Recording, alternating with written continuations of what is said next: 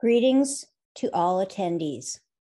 I am Marcy Roth, Executive Director and CEO of the World Institute on Disability, one of the world's oldest disability rights organizations, founded and continually led by people with disabilities since 1983.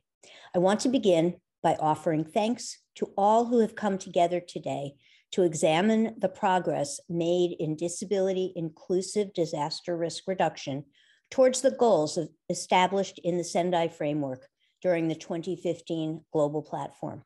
Our speakers will examine the progress we've made since the Sendai framework was adopted in 2015 and the gaps that need our urgent attention.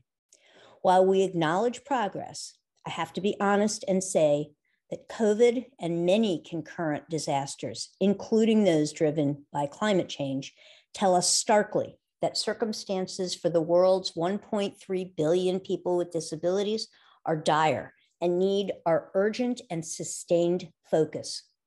Disabled persons organizations like the World Institute on Disability, the International Disability Alliance, and the European Disability Forum, all represented here today, are working on these issues every day. And we welcome every opportunity to collaborate with you to improve disaster outcomes for the whole community. We're excited about our very large and geographically diverse audience today. We encourage your participation throughout the hour. Please put your questions for the speakers in the Q&A. We will also be polling periodically throughout the coming hour. Please join the poll to share your perspective. This will all be important as we consider next steps in the lead up to the 2022 Global Platform for Disaster Risk Reduction and the midterm review. I want to begin the discussion by acknowledging the pivotal contributions of Ms. Stephanie Danneman de Palma, UNDRR External Officer and UN Disability Inclusive Strategy Focal Point, and those of our first speaker, Ms. Mami Mitsutori, Special Representative of the Secretary General of the United Nations Office for Disaster Risk Reduction. Ms. Mitsutori has been an extraordinary champion for disability inclusive disaster risk reduction and the United Nations Disability Inclusion Strategy.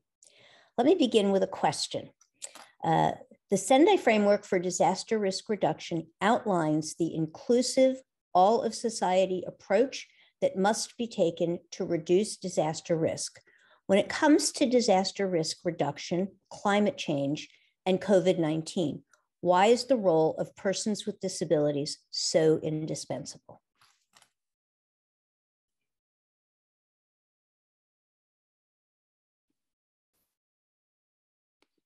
So, Marcy, good afternoon from Geneva. Thank you very much for your kind words. His Excellency Mr. Petrika Puhaka, Ambassador for Disability Inclusion for Finland. Dear fellow speakers, ladies and gentlemen, Marcy, thank you for the question. Well, let me start by saying that I'd like to state the word communication. Communication, a two-way street, sending and receiving. And at the heart of good communication is the ability to listen. And when we are listening well, we develop empathy, insight, we learn something new, important.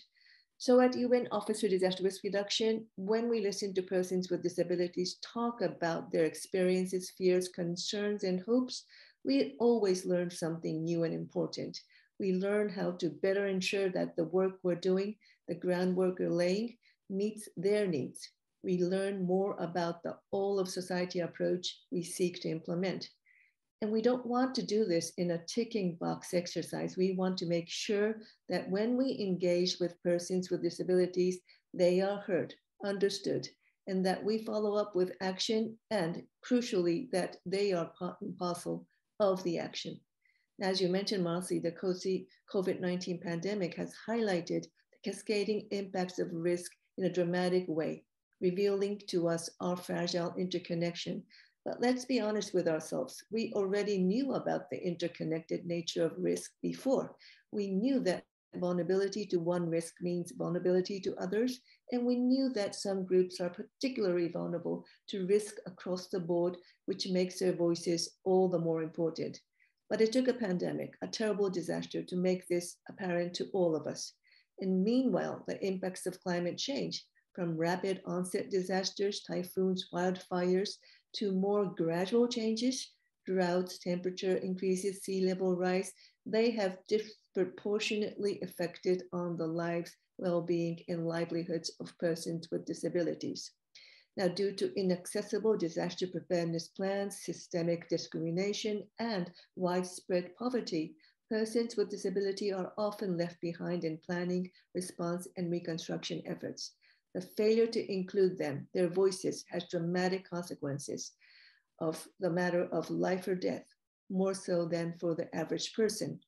And that's why UNDRR advocates for the full inclusion of persons with disabilities and their leaders in developing and implementing national and local disaster risk reduction strategies. The Sendai Framework for DRR, our guiding document for resilience, adopted unanimously by member states in 2015, repeatedly mentions their involvement. And while much has been achieved, as you say, Marcy, much more still needs to be done. And the midterm review process of the Sendai Framework provides us with an opportunity to identify gaps and to narrow them. We look forward to engaging with member states and other stakeholders to achieve this common goal. And for this, it's very important to listen to people with disabilities. We hope to continue the conversation with multiple people in multiple sectors: health, environment, disaster, homeland security, and social inclusion. And we want to ensure that everybody's efforts are mutually supportive and reinforcing. More listening, clear communication will bring better results for everyone. And today's events, which we are co-organizing with the government of Finland, is yet another such golden opportunity to listen, communicate better in order to leave no person living with disability behind and to leave no one behind. Thank you very much. Thank you for those very important thoughts, Ms. Atori. Your wisdom and leadership give me tremendous hope for transformative growth from box ticking to real inclusion in achieving the targets for the second half of the Sendai Framework, 2022 to 2030. I'm now going to take a moment and acknowledge the rest of our speakers. We are joined by a wonderful roster of speakers, and you'll be hearing from all of them throughout our discussion. Our speakers include Mr. Petri Puuhaka, and he is the Ambassador for Disability Inclusion for the Ministry of Foreign Affairs of Finland. Ms. Tina Morsch-Smith, Ambassador, Permanent Representative of Norway to the UN and other international organizations in Geneva. Mr. Radita Yati, who's the Deputy of Systems and Strategy of Indonesian National Board for Disaster Management in Indonesia. Mr. Gordon Rattray, International Cooperation Officer, European Disability Forum. And Ms. Elham Yosefian, Inclusive Humanitarian Action and DRR Advisor from the International Disability Alliance and Global Action on Disability, also known as the GLAD Network. I am now going to turn to our next speaker, Mr. Petri Puuhaka. Let me ask, so Finland is chair of the session of the Conference of States Parties, the COSP, to the Convention on the Rights of Persons with Disabilities. Why is the Convention on the Rights of Persons with Disabilities so important? And why is it important for the Sendai Framework for Disaster Risk Reduction?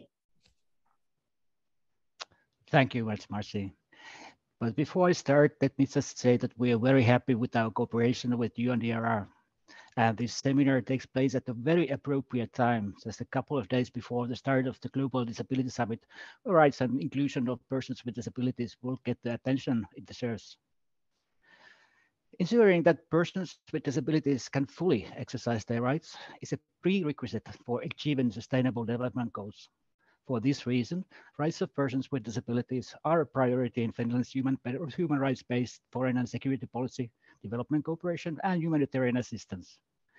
We firmly believe that active participation of persons with disabilities themselves is a cornerstone of disability inclusive development and humanitarian action. Persons with disabilities, in particular women with disabilities, must be included in all issues affecting them. This then leads nicely to the question I was asked at Japan. Why is the Convention on the Rights of Persons with Disabilities so important? Convention on the Rights of Persons with Disabilities, or CRPD, sets out steps that states need to take to create an enabling environment so the persons with disabilities can enjoy full and effective participation in society on an equal basis with others. The Convention applies at all times. Its provisions cannot be deferred in an emergency, for example, during a natural disaster. CRPD includes an obligation to consult with and involve persons with disabilities in developing and implementing legislation and policies, and in decision-making processes that concern them. Organization of persons with disabilities are valuable resources and agents of change in these processes, as they have comprehensive insights into what an inclusive society actually means. Unfortunately, the ongoing pandemic has revealed the extent of discrimination that persons with disabilities face. Even under normal circumstances, persons with disabilities are less likely to access education, healthcare, or income opportunities, or actively participate in the community. This is exacerbated for those in humanitarian and fragile contexts. People with disabilities are more likely to live in poverty, and they experience higher rates of violence, neglect, and abuse. The collapse of essential and support systems and services create new barriers on top of those already existing. Accessibility of information is the basis for inclusive support and services. For example, deaf persons cannot hear audio warnings. Persons who are blind cannot read written warnings. Physical inaccessibility of evacuation processes or lack of understanding of the specific needs of persons with disabilities are also some examples of the barriers that persons with disabilities can face in crisis situations. In disasters, relevant authorities often act only if they have information in advance on the situation and specific needs of persons with disabilities. There's a clear need for sufficient disaggregated data already when preparing for a potential disaster. CRPD includes an obligation to collect and maintain data to develop evidence-based policies aimed at realizing the rights set out in the Convention. Significant proportion of the population experience some form of disability. According to the WHO report on disability, at least 15% of the global population. Disaster risk reduction and preparedness must be designed from the start to be accessible and inclusive so that the whole community can benefit and access support and services. Ensuring that disaster risk reduction is a national and local priority with a strong institutional basis for implementation requires building institutional capacity through the development of policy, legislative, and institutional frameworks. These capacity building efforts should be based on equality, and therefore also organizations of persons with disabilities should be fully included. Thank you very much. Thank you so very much, Mr. Puhakka, for those very important comments and the reaffirmation that, of course, the Convention on the Rights of Persons with Disabilities remains in full force, even and especially in disasters. Our next speaker is someone who I have worked side by side with since I think we first met at the Global Platform in 2015 in Sendai, and have worked together ever since. Mr. Gordon Rattray is the International Cooperation Officer for the European Disability Forum. The European Disability Forum recently completed a report which reviewed the national disaster risk reduction strategies and action plans in Europe and Central Asia, and assessed the extent to which progress towards the targets of the Sendai framework has been disability inclusive. So my question for you, Gordon, is the title of this webinar is called Disability Inclusive Disaster Risk Reduction, Still a Tick Marking Exercise. What can you tell us based on your findings? What are the current gaps in how countries are identifying and addressing the diverse needs of persons with disabilities? Thank you very much, Marcy, for the introduction, and thank you to UNDRR for the opportunity to participate here. As we've heard from the first two speakers, it's well documented that persons with disabilities are disproportionately impacted in crisis situations and are rarely involved in planning and implementation. And as Marcy said, last year in the lead up to the European Forum for DRR, European Disability Forum conducted a review of the policies and practices of the 55 countries in the European and Central Asian region to see how disability inclusive these policies are.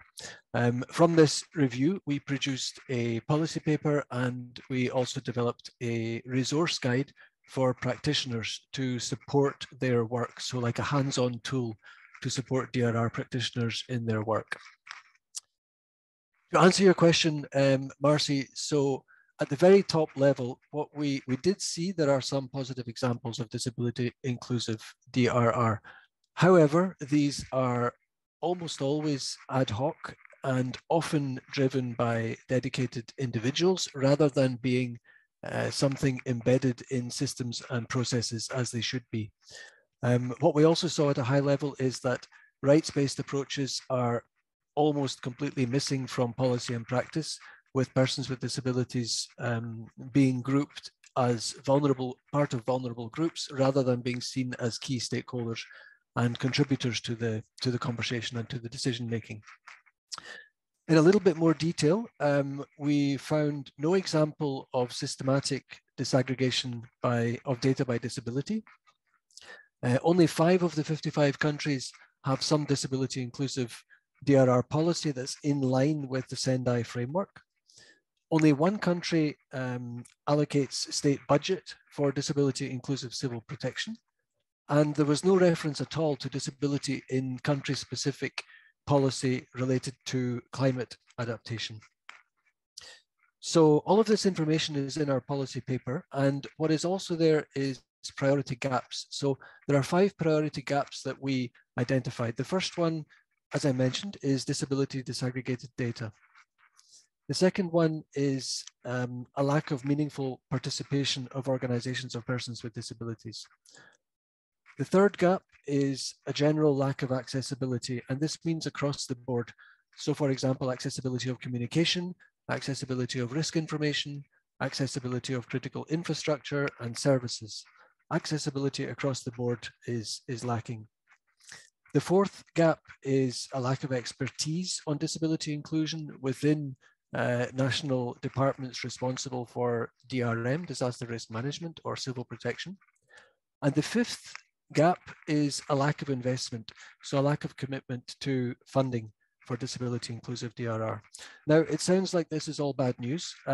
Actually, there is good news. The European Forum for DRR Roadmap 2021 to 2030, as you know, was adopted last year and is very much more inclusive than its predecessor, very much in line with Sendai principles and should be used as a guiding document moving forward. And what we would like is for this document to be implemented and for our resources, as I've mentioned, the policy paper, our tool and the review to be used to help with that implementation. I think I should stop there. Hopefully that answers your question. Thank you, Marcy. Thank you so much, Gordon. And the findings were disheartening, but they are a very important bellwether for where we hope to be headed in the second half of the period from 2015 to 2030. So we are now going to have our first poll. And in just a moment, there will be a poll that comes up on your screen, and you will be asked to rank the rank the identified gaps from most urgent to least urgent to address. And those include disaggregated data, representation of organizations of persons with disabilities and participation, accessibility, expertise on disability inclusion, and investment in disability inclusion. And we will give folks a moment to respond to that. And I'm going to perhaps take a question. And let's see. We have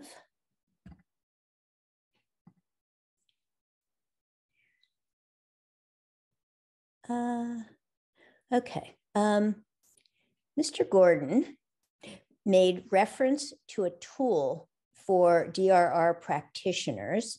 This comes from Anne Vanderheiden. Could you explain a bit more in detail which tool this is, or a link to the tool? And Gordon, while you talk a little bit more, I believe the tool is in the chat. No problem, Marcy. It's a very good question. And thank you for putting the link into the chat.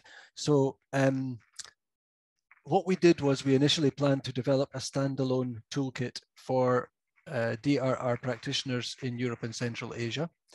But in fact, many good resources already exist. So what we have done is produce a reference guide and selected what we think are the top 10 tools relevant for practitioners to make their work disability inclusive.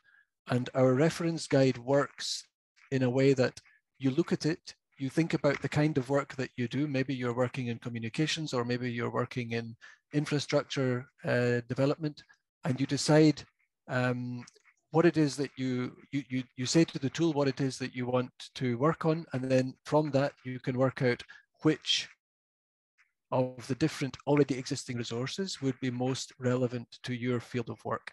And the idea is that this is a living document that can be developed moving forward as more tools are produced or as different tools are further developed. I hope that answers the question. Thank you very much, Gordon. And we now have the results from the poll. And in ranking disability inclusive disaster risk reduction priorities, our audience, and we had well over 100 people participating. So this is a pretty sound finding. We learned that folks believe disaggregated data is the top priority. Participation of organizations of persons with disabilities, disabled persons organizations, we use both terms, it was number 2. Accessibility, number 3. Expertise on disability inclusion, number 4. And investment in disability inclusion, number 5. I'm willing to bet that folks would have prioritized all 5 of these if given the opportunity. What do you think, Gordon? Yeah, I think it's predictable results. Everything is very, very important. And I don't know if the question was going to come, which do we think is the most important? In my opinion, It would be, depending on your line of work, what is it that you specifically do? Identify what is most relevant and just start doing it. And if I was really pushed to say what is absolutely crucial, then I would say money. Money at the end of the day is what facilitates everything. So with the best will in the world, if you want to make sure there's participation, accessibility, reasonable accommodation and data, the policy must be there, the change of attitude must be there, but if the money isn't there from the beginning, then it won't happen. So budget, make sure you put budget dedicated to disability inclusion from the beginning. That's my 2 cents worth there, Marcy. Thank you, Gordon, and I would say your 2 cents is worth a lot. Our next speaker is Ms. Elham Yosefian, Inclusive Humanitarian Action and Disaster Risk Reduction Advisor for the International Disability Alliance and Global Action on Disability, the GLAD network. It's important to note that the International Disability Alliance, along with the governments of Norway and Ghana, are hosting the Global Disability Summits this week. My organization is excited to speak about disability inclusive disaster risk reduction, climate justice, humanitarian action, and building forward better after COVID-19 at the summit.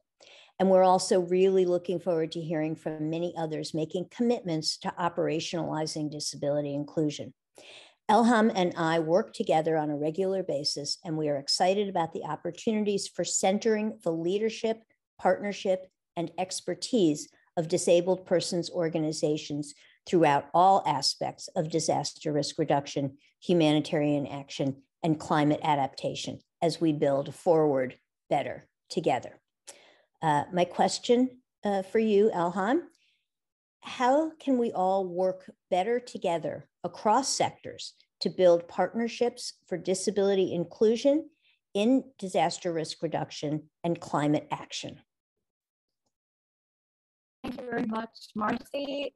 Good morning, good afternoon, good evening, everybody. It's so exciting to see this diverse audience. It's my honor. Elham, I'm going to interrupt you. We're getting quite a bit of static. I'm wondering if you can either come a little closer or wiggle your connection. Is it better now? A little better. Let's see. Because I moved my microphone, so maybe it's working better right now. I think it's a little better. All right.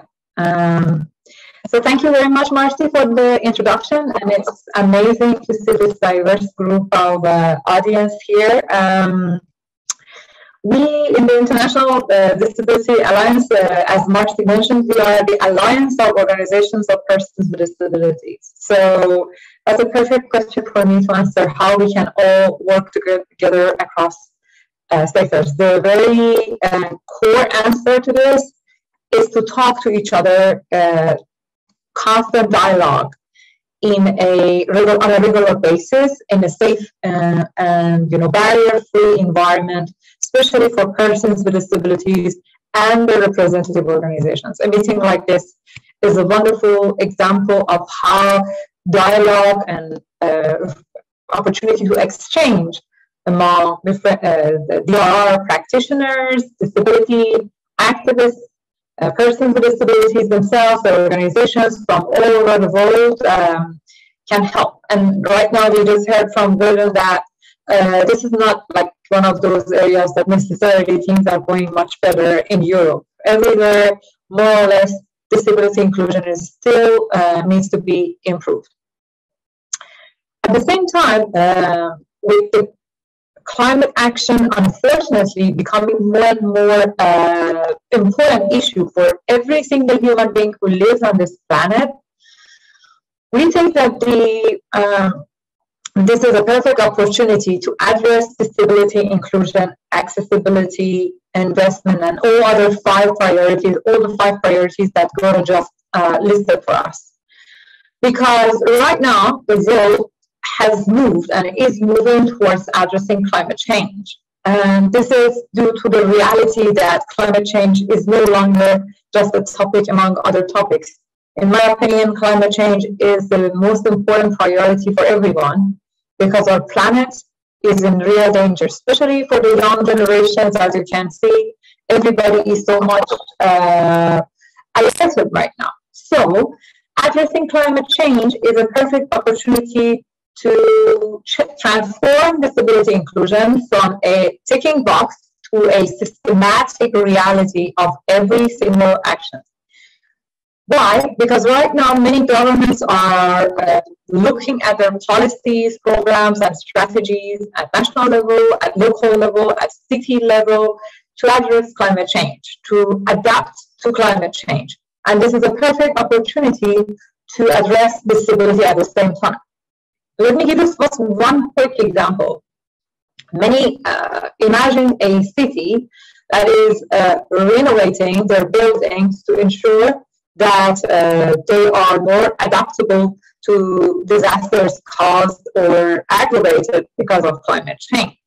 This is a perfect opportunity to address accessibility. Now that they are renovating, they can renovate in a more accessible way. Now that they're renovating, they can make sure that evacuation routes are accessible for different groups of persons with disabilities. So when a disaster happens, everybody can learn that it's happening, and everybody can evacuate the building when it's happening, and everybody can access support and assistance as soon as possible on an equal basis together.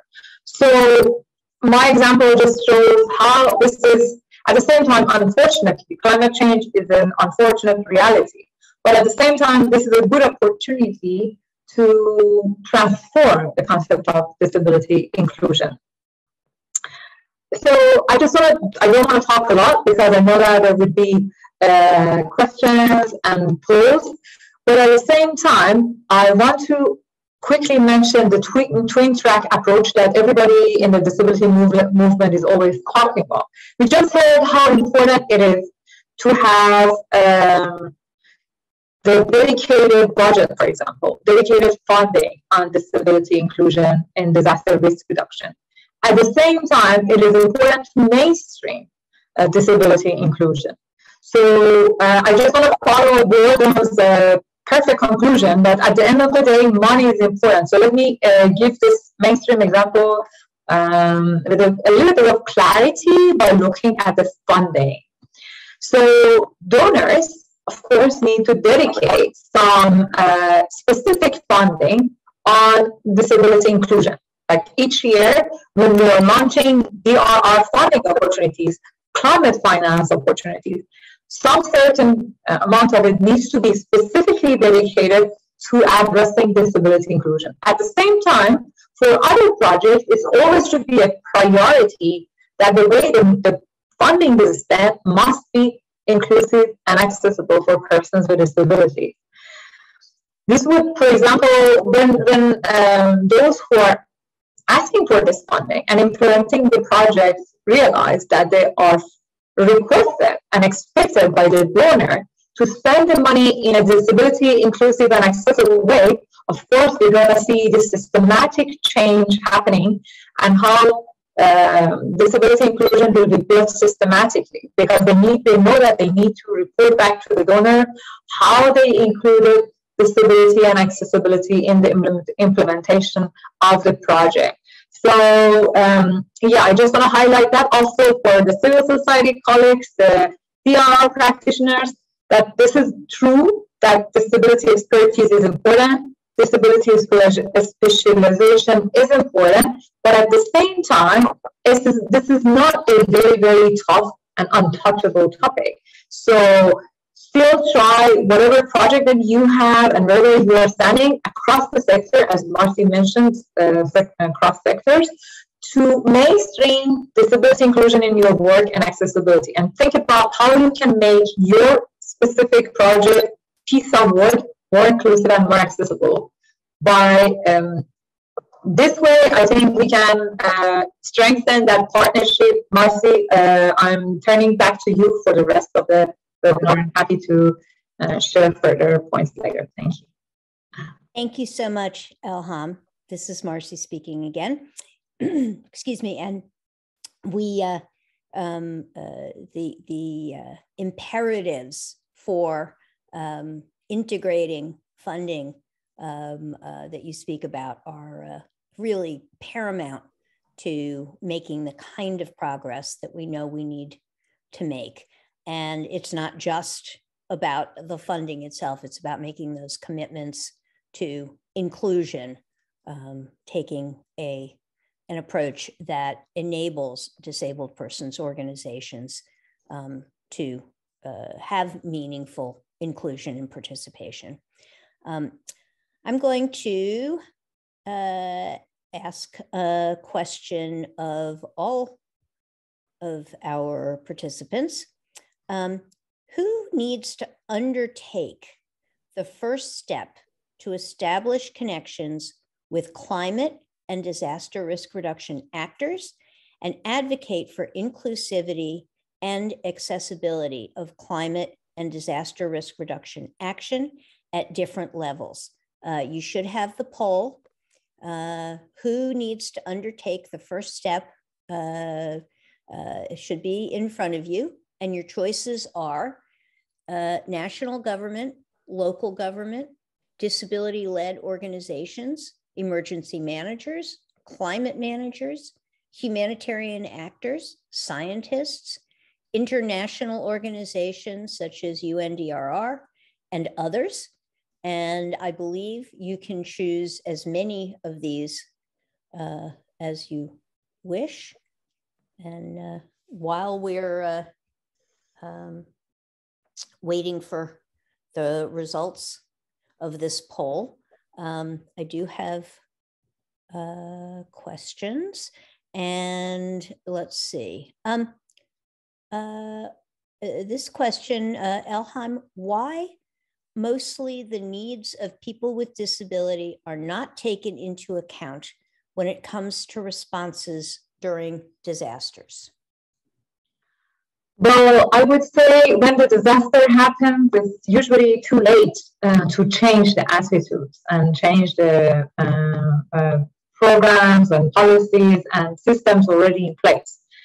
So my answer to this question is because it has not been included from the scratch, from the first step, when the policies were made, when the programs were designed, when the systems, but even when the procurements are happening. Imagine they're purchasing a warning system, they're putting in place a warning system. If they don't think about, okay, how people with disabilities gonna access that, of course, when disaster happens, it's too late, right? So my answer is that because they didn't look at disability from the very first step in the design, even in the funding application, allocation of funding, design of the project, policy making, and putting in place the systems. Thank you, Elham. This is Marcy speaking. So we have the results of our poll, and 82% said that the entity that needs to undertake the first step to establish connections is national governments. And that is followed by local governments, and then disability-led organizations, then emergency managers, then climate managers. Then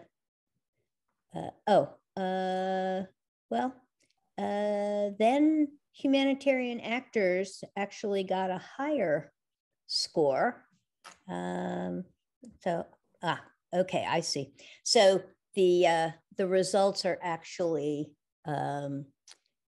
let's see, national government is 96, international government 70, local government 75, disability-led organizations 73, and then humanitarian actors. It seems that national government much higher than everyone else, but followed by local government, international organizations, and disability-led organizations. Yeah. So very clearly, we all need to be working closely together. And I know we've talked about the imperatives for data. And our next speaker, I think, is going to focus on this. Mr. Raditya Yati, who is the Deputy of Systems and Strategy for the Indonesian National Board for Disaster Management in Indonesia, and our host for the global platform in May. Could you explain how the government of Indonesia has leveraged disability disaggregated data for inclusive intervention?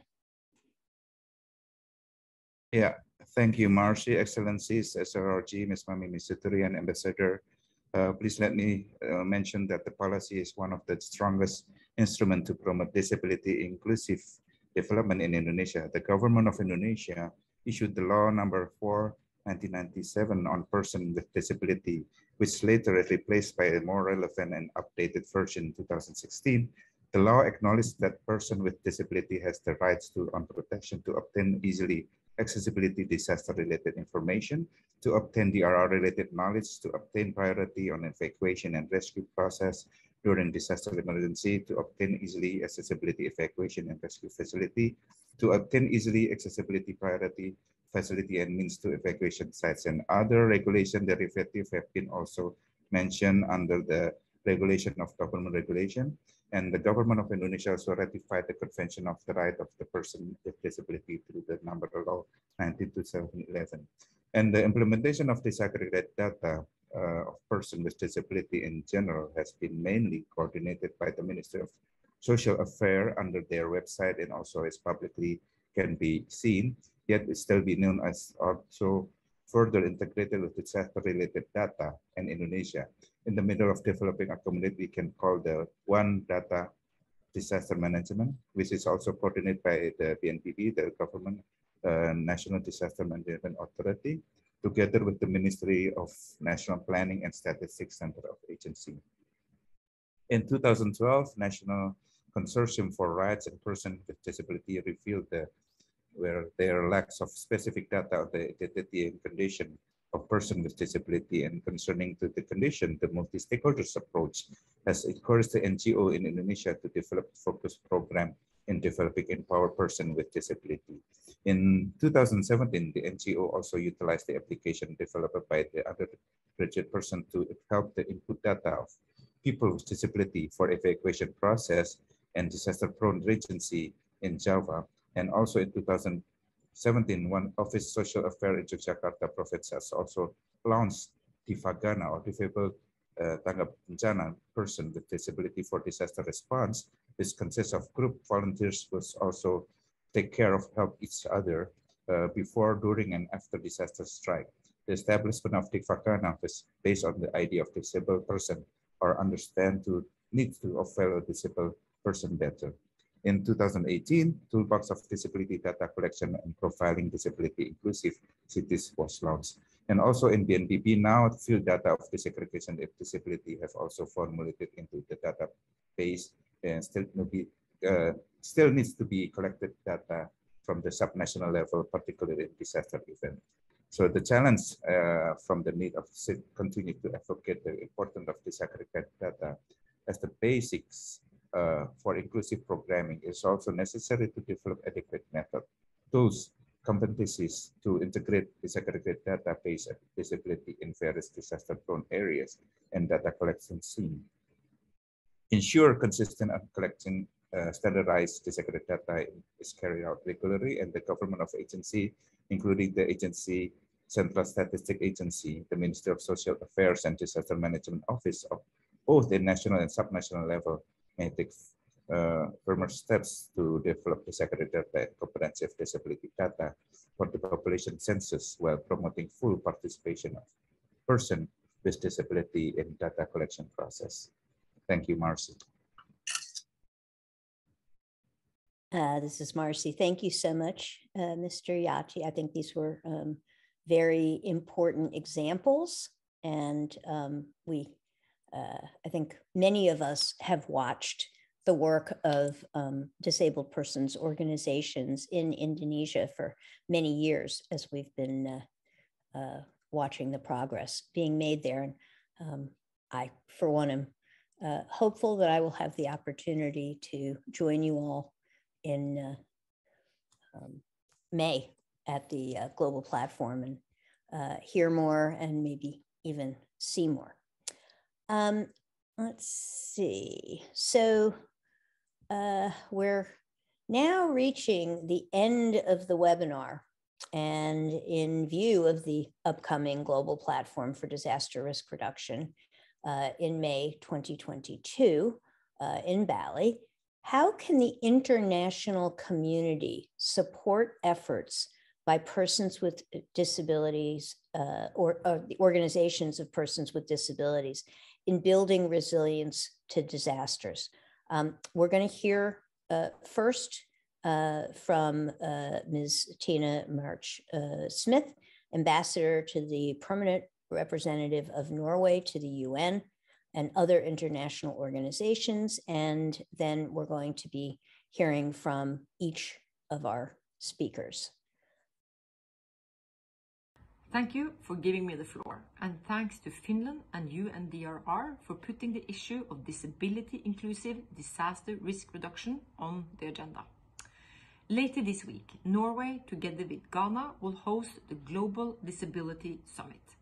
This virtual event is part of our ongoing work to promote inclusion, and it will take place on the 16th and 17th of February, Wednesday and Thursday this week. The 2018 Global Disability Summit in London succeeded in placing the issue of rights-based and disability-inclusive development on the international agenda, and we have high ambitions for this week's summit too. The host, the Prime Minister of Norway, the President of Ghana, and the Chair of an International Disability Alliance look forward to welcoming heads of state and government, heads of multilateral organizations, civil society organizations, and others to the summit. Together with our co-host, we will seek new and more concrete commitments to accelerate inclusive development through access, engagement, and equality. Disability-inclusive disaster risk reduction is relevant for several parts of the summit, both the official agenda and a number of the side events. As we have heard today, people with disabilities are disproportionately affected when facing disaster. At the same time, persons living with disabilities are too often viewed as a group in need of assistance instead of as a resource to society. As we go forward, new ways of thinking will be necessary to make sure our efforts don't end up as a tick-marking exercise. Let us make sure we build on the lessons we have made since the last summit and scale up effective and potentially groundbreaking new innovations to be able to reach the ambition of leaving no one behind by 2030. As part of this, it will be important to promote innovations that specifically address barriers faced by persons with disabilities. This includes new working methods and creating framework for trying out new solutions, including in DRR. Thank you so much. We hope to see you and to continue these discussions at the summit later this week. Thank you so much. Thank you very much to Ms. Smith for those very important comments and for tying this very important discussion to the work that will be going on throughout the coming week at the Global Disability Summit. There will be a significant focus, as I said earlier, at least from my organization, and I believe from others, on disaster risk reduction and disability inclusion and its relationship to climate change.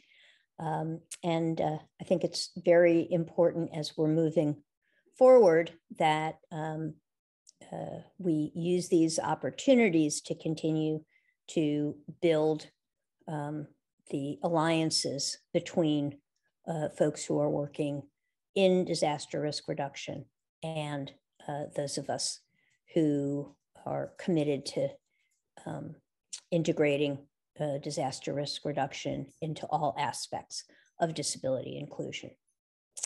I'm going to turn to Gordon now to provide his remarks and general reflection. Thank you, Marcy, and all of the speakers, and for the questions that have come.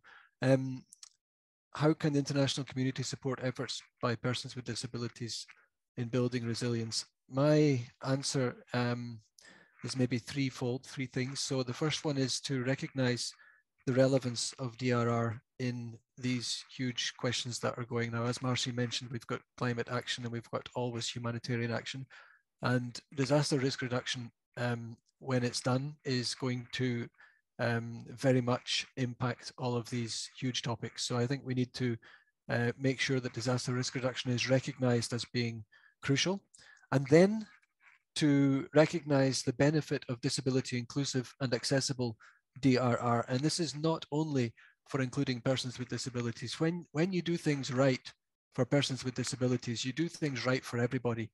You make things much more accessible for many different members of the community who are also marginalized, but you also make things easier for everyone. A website which is accessible works better for everyone.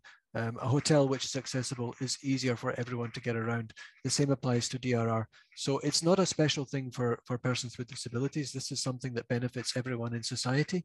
And my last of the 3 points would be, and maybe this is also answering one of the questions that I saw in the Q&A, where someone asked if I had to focus on one thing to what's the main blockage for the fact that disability inclusive DRR is not yet there.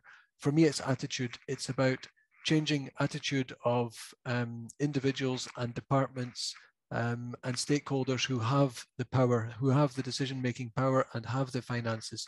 When people see how it works, then they can very quickly make decisions that really implement things. So it's all about attitude, knowledge, understanding. Attitude, attitude, attitude. I've said that at the end of my 3 points. This is Marcy, and yes, thank you, Gordon, for your attitude. Elham?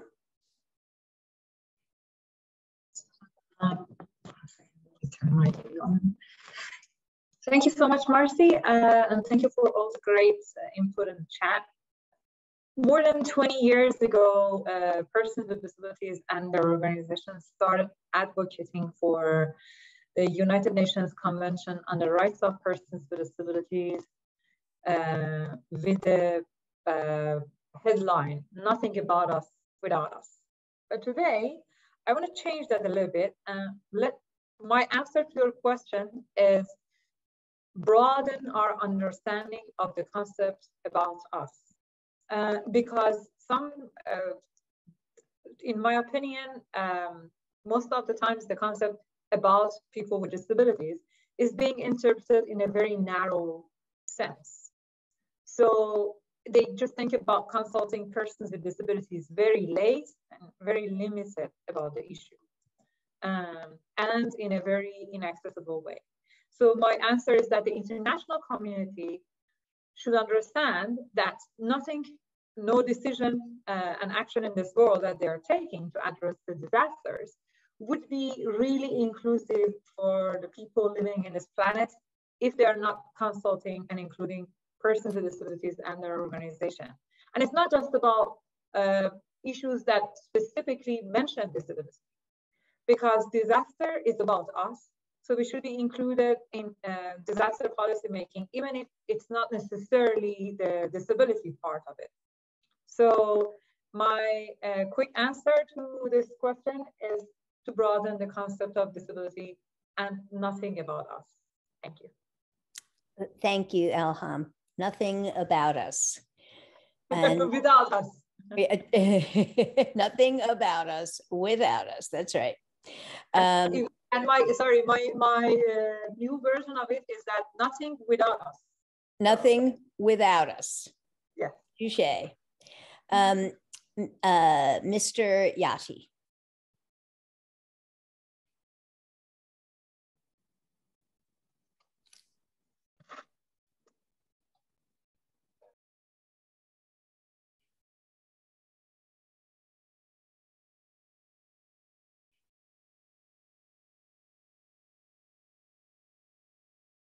And we're waiting for Dr. Yati to.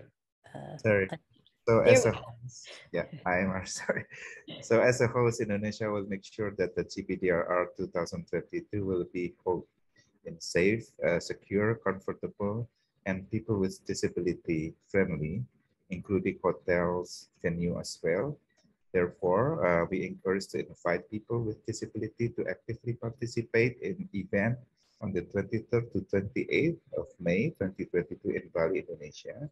So please come, participate the conference, and also enjoy our culture and nature. Thank you very much, Nancy. Thank you very much, Dr. Yati. And Mr. Puhaka. Thank you very much. Like when I'm listening to confirmation discussion and taking in the as well from the chat, like it's clear that the OPD involvement and engagement is something that the people really want to see. It was one of the identified gaps, and it was so as well like in the polls it became the numbers too. So I think it's of key importance to strengthen the participation of persons with disabilities and their representative organizations in all processes contributing to the DRR. And I can here tell that one of our commitments at the coming Global Disability Summits will be to strengthen the disability inclusive disaster risk reduction through improved representation and participation of organizations with persons with disabilities, including organizations of women with disabilities. And in practice, this means that Finland will support and advocate for the participation of OPDs in global, regional, and national level decision-making processes, policies, and strategies on disaster risk reduction. I hope that we will be able to push the cart a bit forward. I know that there's still a lot to do, but like with small steps, we can make it when we do it all together. Thanks. Thank you very much, Mr. Puhaka. And now we will turn to Ms. Tori, to provide her closing remarks. Thank you, Marcy. So as I predicted, I learned a lot. It was great. And to your question, so there's a convention now, there's a summit now, but I still think that we do need to raise the visibility of this agenda much more. We're not there yet. Secretary General of the United Nations has made this his big priority, and we are working, all the agencies, with him in our domains and mandates. Second, we need to accelerate the dialogue with the people with disabilities, but amongst the different vulnerable groups. People living with disability, the youth, the private sector, cities, media. And the global platform cannot be a better place for raising the agenda, the visibility, and fomenting this dialogue amongst the vulnerable groups.